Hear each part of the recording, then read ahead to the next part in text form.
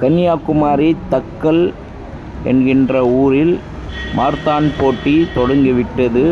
பாருங்கள் என் தமிழ் சொந்தங்களே, பாருங்கள், சற்று நேரத்தில் மாரத்தான் போட்டி நடக்கிறது.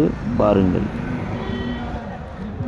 கன்னியாகுமரியில் தக்கல் என்கின்ற ஊரில் பள்ளிவாசல் ஆப்போசிட் தான் நான் நின்று கொண்டிருக்கிறேன். இன்னும் சற்று நேரத்தில் மாரத்தான் தொடங்கிவிடும். பாருங்கள் சகோதர சகோதரிகளே, சஃபர் விலாக் சேனலை சப்ஸ்கிரைப் செய்யுங்கள், லைக் கொடுங்கள், ஷேர் பண்ணுங்கள்.